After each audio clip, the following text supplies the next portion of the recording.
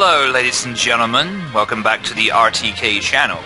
It's RTK TV. I am your host, Random. I have my special guest, as always, Mr. Hellsing 920. What's up, guys? And this is actually going to be a replacement for another RTK TV that we had planned. The story behind that was we were doing Fight for the Fox Box, and it was taken down because apparently 4 kids still have a copyright, even though they're dead and buried. So as a replacement, we're going to talk about something that no Englishman wants to acknowledge. Well, dude, to be honest, nobody else on this side of the pond wants to either. That's why it only got as far as a pilot. Now, as you all know, as my accent kind of gives it away, I'm from England. You know, I'm English and all that sort of shit. And one thing I cannot stand is when Americans decide, rather than just import a TV series to their country, they have to have their own version of it. You know, I mean, after we've seen them fuck up with The Office, they tried fucking up Fawlty Towers, and let's always remember Dragon Ball Evolution. So this was their stab at the classic sci-fi comedy Red Dwarf, a show which is very near and dear to both of us, because I also love Red Dwarf too. Now, as I pointed out in my own review, none of these things you are seeing are in the English show. Now, just give you a little bit of background here. The whole plot about Red Dwarf, it's a Jupiter mining corporation. The whole thing is, they mine asteroids for fuel and whatnot, and that's what they do. There was no bowling alleys, there was no shopping malls, there's none of this shit they're talking about. But it's not the career setback it used to be. And a lot of the jokes you are hearing, I mean, I don't mind talking over them because I already know what they're saying. They've basically taken a lot of jokes from the original source material. So basically, my sex life is unchanged. And they've made them unfunny. I mean, that joke sucked all the humor out of it. Yeah. That joke, for example, there about saying his sex life is unchanged is not in the original version. It's just this pointless sexual innuendo they threw in there for no reason. You should have made a left at the last. And the interesting thing about the US pilot is what you're seeing here is Robert Llewellyn, who plays the character of Creighton. Now, Creighton does not show up in the original source material until about... his character was... He was officially introduced in Season 2 as a one-off episode, but he became a regular cast member in Series 3. So this pilot tried to shoehorn it in right at the start, and it makes no fucking sense, because in the story... I mean, I'm going to spoil this for those who don't know Red Dwarf. All the crew die except for Lister, who's kept in stasis, and he's in there for 3 million years due to a radiation leak. And in that time, Crichton was built, so you can't have an advanced mechanoid debut at this point, when his species weren't invented until 3 million years later. Hold on, dude. Now, point of order. There were 2 people who lived. The point is, I will not tolerate Lister and his cat. what makes me the leader that I am. His cat still lived. There are 5,000 Well, technically the cat in itself wasn't a person, it was still the cat at the time. Well, it was just the cat, evolved from millions of years of the first cat. The cat that he smuggled on board the ship. An exam 8 years running. You go in there, you read the questions, you have a major anxiety. And also, I would really like to say, I am really sorry for the awful picture quality we have here, because this actually is the best that we could find for this long buried pilot. Well, the story about that is because I think the network that made this didn't want anybody to see it. And just to comment on the jokes, the joke that Lister just said to Rimmer about how you have a major anxiety attack and fate. Now, the original joke is, Rimmer will say something like, the only reason I failed that test was for the narrowest of narrowest reasons. And Lister replies, you what? You wrote in there, and you wrote, I am a fish, 12,000 times, did a funny little dance and fainted. Which is much funnier than what's here. I might point out some of these as we go along, because I'm a bit of a hardcore Red Dwarf fan, or a smeghead if you want. And this line here is from the show. It's basically the English show, where like a bunch of people are cosplaying as the characters and just repeating dialogue. So it's just an average YouTube comment section on a Dragon Ball Z abridged video. What this thing is, essentially, is a half-hour version of that absolutely god-awful Brady Bunch movie. It really is just tons and tons of jokes, rehashed and recycled with a mostly new cast. Got no money, no papers. And the problem is, because a lot of Red Dwarf is tailored around sort of, English ideology, like, a class system and whatnot, because you have Rimmer, who is inspiring to be an officer and a gentleman, and Lister is a grease monkey. that doesn't really translate in American culture that well. You don't really have a lot of like characters like Lister or Rimmer, and by extension, if you talk about other British sitcoms, things like Bottom, you don't have characters like Richie and Eddie in American lifestyles. You just have more things like Friends or Cheers or Frasier. Hey, Chris, where you been all week? It's like you're, Well, you see, now, waiting there or something. we actually do have like a class system like this, it's just that it's only in the military. And you're normally not in the military when you're working a fucking mining job, you know what I mean? Yeah. You splitting up with me? Look, you're a really nice guy. Nice guy. Oh, now you're in trouble. It is really painful because I love Robert Llewellyn. I think he's a great guy. Kari actually got him to quote Percy Positive, which I absolutely think that was brilliant. And I'm looking at him here, it's like, dude, how big was that paycheck? Being a nice guy? 'Cause you know It must have been huge. You know, hey, whatever. Llewellyn, I have heard, is genuinely like the nicest guy ever, and He's amazing, I love him. And I honestly will never say a negative I can't be in a word about him. relationship like that. It's just, well, I think I'm you know wondering what why you're he talking would about. sign on for You this want when me the to make script you is this my official poor. girlfriend. You know it's bad when this Lister is making Scousers look tolerable. No offense to Scousers or anything. Don't call. The only thing that the American Pilot kind of did right was I like the look of the Crichton model they have here. Yeah. And all these are all just shots from the old show, right? Like all these are all just the exteriors from the show. Okay. I mean, I don't understand like why America has to take English shows and rather like I said, just import them. They just have to make their own versions of them.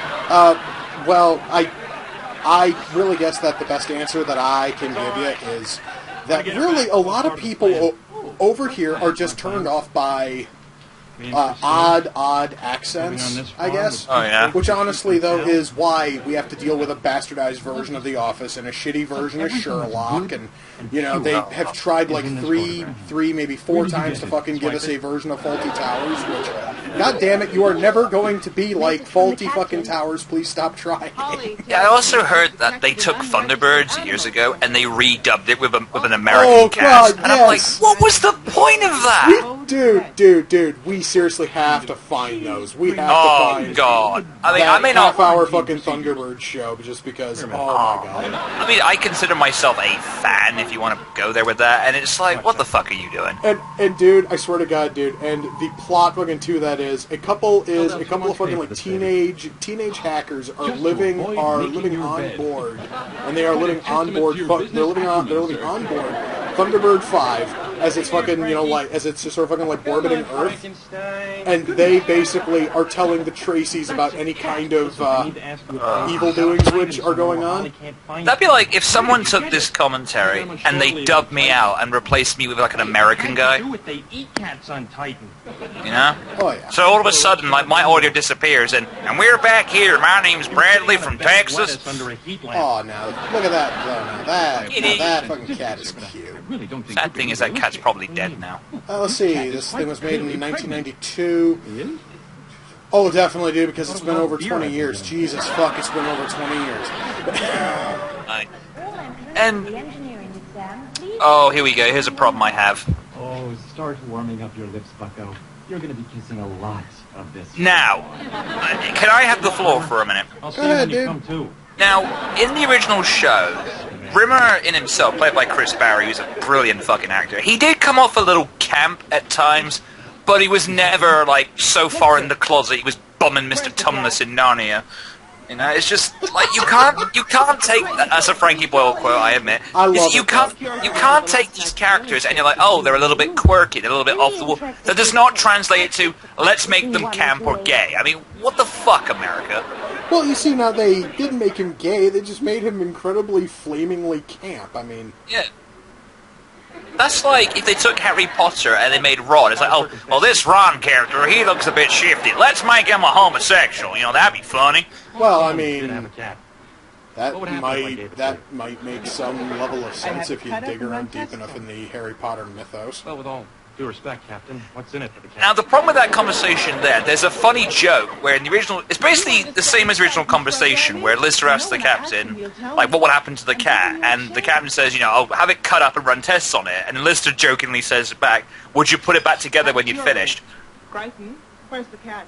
Oh, please, Captain. Although I do like the idea of like a black female captain. That's kind of cool. But then again, whatever praise I give this pilot, it's very minuscule. And all of it is then just dog piled with trash. Especially this joke coming up. Emergency override sequence Alpha 4, Alpha 9. Where's the damn cat? Swear to God, people who worked on Malcolm in the Middle and The Simpsons wrote this joke. I'm going to remain silent. Just listen to this joke. Listen to it. I'll remain silent.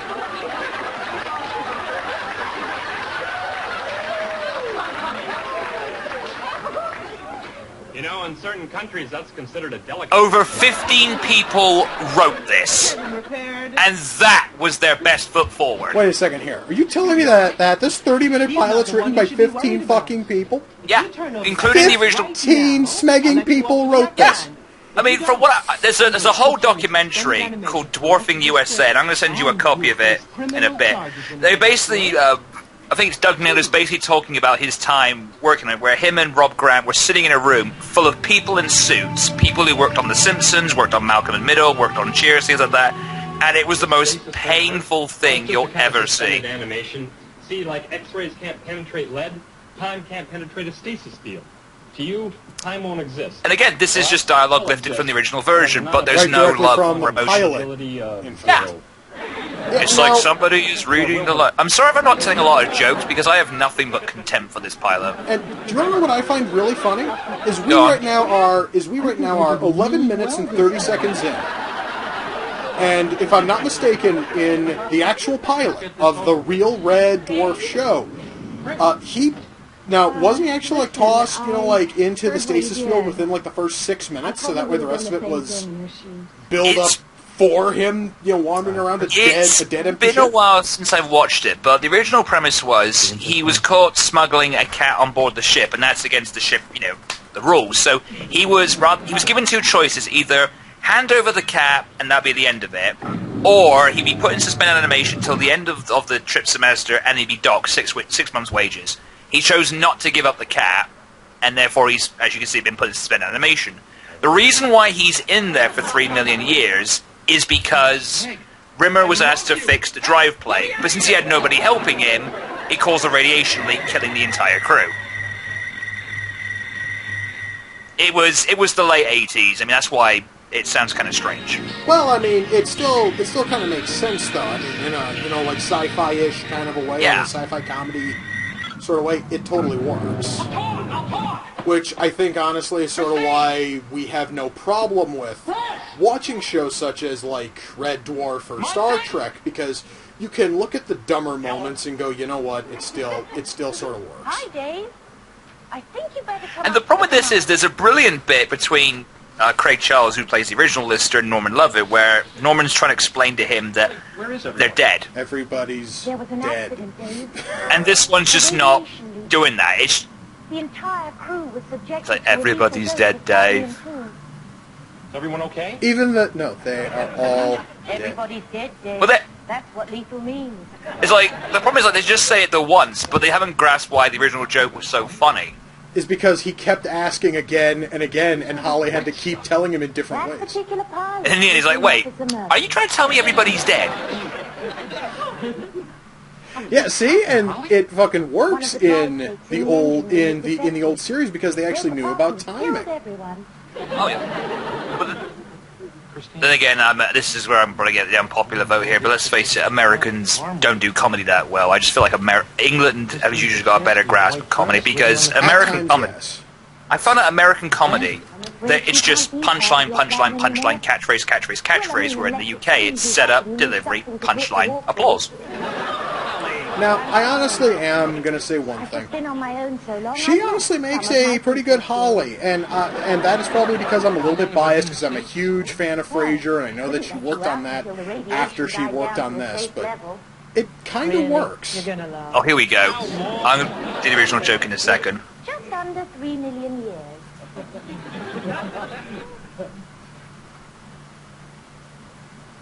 My baseball cards must be worth a fortune. Would you like to know what the original line was? Yeah, especially since it's kind of, I just can't think of it at the moment. The original line was, he goes, 3 million years! I still got that library book! Oh, yeah, he's like, yeah. Well, actually, like, both of those kind of work in their, their own way. That line there, she says all her circuits are breaking down. Actually, that one felt kind of good. That's the only funny joke in the whole thing. See that little round thing on the floor? Oh, God. This? It's a holographic projection device, and one personality chip was left intact. And Dave, it's someone you like. That's not actually true, because in the original show, it was like Holly created Rimmer as a hologram because it was the one person that Lister had the most conversations with. Rimmer. And the purpose was, it was somebody there to keep him sane from not going insane. Right. They kind of missed the point of the whole hologram. I remember I was biting on a stick in the medical unit. And then there was a flash, and then I died. No, none of this is true. Oh, God! Well, Yeah, I'm biased towards the English version. Well, But again, I guess it's sort of true, at least for this version of It was an accident. Red Dwarf. I'm the only one alive with all like I said, I know I'm biased towards the English one, or should I say the superior version, but then again, can you blame me? This is shit! I mean, she's a good actress, don't get me wrong, but you cannot hold a candle to Norman Lovett or Hattie Hayridge. They did the whole deadpan, like, almost like apathetic thing perfectly. Yeah, see, and that honestly is the one thing which she isn't doing here, is she honestly isn't playing it deadpan, she isn't, and it really does sort of take, it does take a little bit Oh, here we go. from, Yeah. Holly as a character. I hate that joke. He basically just asked him, what is death like? And he says, it's like being at an Amish bachelor party. The original line was, what's it feel like? Death? It's like being on holiday with a group of Germans. David, Mr. Rimmer, sir.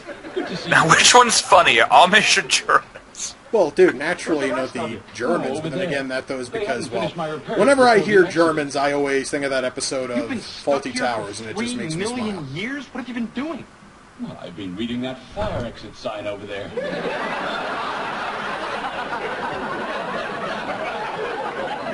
It's given me a lot of Yeah, this is why including Crichton right at the beginning doesn't work. Boys, I managed to locate the alien thing.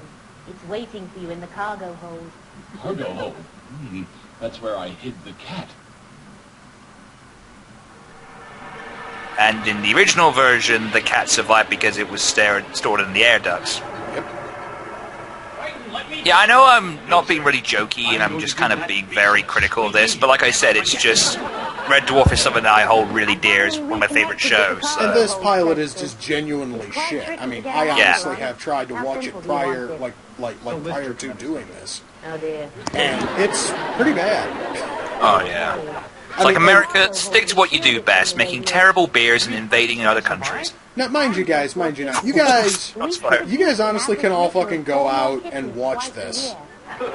Because this thing actually is still on YouTube. You guys go right ahead and you can watch it without our, prattling, but it is complete shit. It really is. Eventually, they formed a civilization around the things they found in storage. The funny thing is, in the second pilot, they couldn't get a lot of the cast back for it, and they had to recast the cat as a white woman. And because the fact that it was a predominantly white cast, a lot of the fans dubbed it White Dwarf. And it's funny because, the original show, I mean, when I first saw it, I just thought, I didn't realize that Craig Charles was black. Maybe it's because I was young and stupid, but...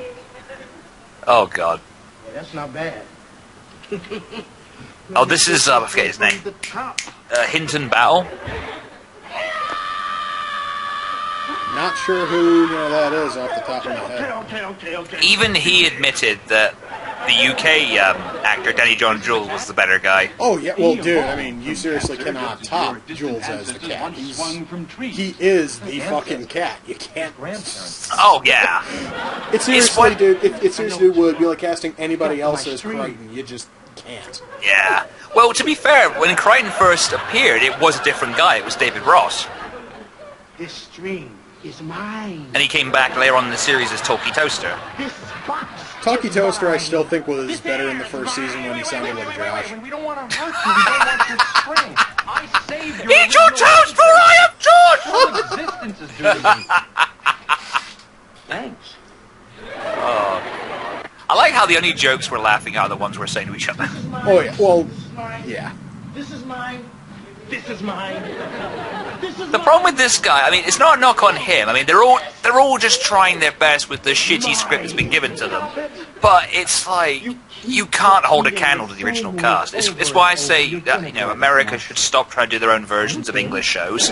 Because they just don't get it. Well, you see, and perhaps honestly, if they were put in the hands of, you know, people who knew what they were doing and actually knew how to get the timing down right and everything else, then this would totally work. Unfortunately, the people who worked on this don't know how to do British timing right. Then you could be the last In representative terms of, like, the human comedy, you race. know what I mean? God help us Yeah. all. British humor is based, at least on TV, is based entirely on timing, and it really doesn't matter if you're talking about Faulty Towers, Red Dwarf, Bottom, Are You Being Served, Dad's Army, all of them all of them are based entirely on a very special kind of timing, and you cannot screw with that timing and try to make it similar to the way that jokes are told in the US, because at that point then the jokes die. Because when I try to describe English humor, is because because England especially, or the UK as a whole, there's all kinds of walks of life, and therefore you get different people, different personalities. That doesn't translate in America. When I watch a lot of American comedy shows, it's always the same kind of people, where everyone kind of looks up the cast of Friends. We have less than a minute before we have to go back. Back where? Listen, we're from your... And even the guy who plays Lister, he looks like he belongs on the cast of Friends. I would probably say yes. It's just that the picture is so fuzzy. I can't. I can't tell. Please listen to him. And every time I think of Friends, that show, I just want to punch something. I fucking hate that show. Please, sir, the power drain Because is... I heard, did you hear the story about Friends? Like when they filmed that show, Where am I? like whenever I don't know, David Schwimmer's doing one of those unfunny jokes, this giant billboard above the set lights up and it says "laugh." Well, that actually is just sort of how a whole lot of American sitcoms are set up. They actually do have signs there to just sort of cue the audience to laugh or clap or what have you. It's all very important. It really is something that we have used for a long time, and it really does kind of kill a lot of the genuine feel of the humor. Yeah, it's kind of like. God. I was just about to say, going fucking back to British humor against U.S. humor, attempting to take a joke from one of these shows, Red Dwarf or Bottom or Are You Being Served or any of the others, and trying to do them in a U.S. show with U.S. humor sensibilities and styles is basically like trying to put a saltwater fish in a fresh fucking water tank. That joke is going to die, and it's going to die fast. Or if we're gonna go for some controversy, should I go there with this? Oh, go ahead, dude. It's going. It's like putting up on your channel anyway. It's like putting a Christian in the Middle East. Oh, God. Too soon? Too soon? Well, I mean, it's not too soon yet, especially since, the fucking, Westboro Baptists still haven't gone over there yet. But I think that kind of demonstrates my point where, because the thing is, in the UK, we're so fucking apathetic that we will go there with shit like that. Yeah, see, and I also am willing to make those sorts of jokes because I've watched so much of the shows from your country, and plus I've also talked with guys like you and Howard. I'm just used to just saying it and not fucking caring. And you come over here to the U.S. and you go and you look at our shows, and it really is almost sad when when essentially fucking softball shit which is done on Family Guy is seen as edgy. Yeah. Funny thing is, one of the shots coming up, and I'm going to point this out, it shows you how fucking lazy this production was. They actually just took shots from the original show and just put it in there. Now, we actually are coming up on the end, I guess, that we ought to do our closeout for this. Alright. Do you want to go first? Sure. Well, guys, I mean, I honestly am kind of sorry that we didn't get a whole lot of jokes in, but you know what? It still was just sort of worth, talking about the, awful nature of this pilot. Dear God. Go ahead, dude. What are you... As you're seeing here, a lot of these shots are just from the original show. Yeah.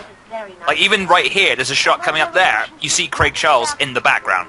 Yeah, right there, yeah. I mean, I can kind of tell it's him and all his ultra blurry nature. This is fucking pig shit. And it's one of the things I mean, I'm pretty chill with Americans. I've talked to them. I'm friends with them. They're great people. But, like, I feel like... Yeah, but, dude, but even I'll say, our fucking TV is shit. But, yeah, I mean, like, America, just avoid British shows and just stick to what you're good at. You know, making terrible beer and bombing Middle Eastern countries. First of all, now, we actually have a couple of good beers. We have fucking Reds. I mean, Reds is okay. I stick by German beer. Fair enough. Good stuff. Oh, I'm sorry, I got a little bit political near the end there. Oh, well, who cares? But yeah, this is pig shit. Don't find the original Red Dwarf on DVD. You'll be much happier, trust me. Yeah.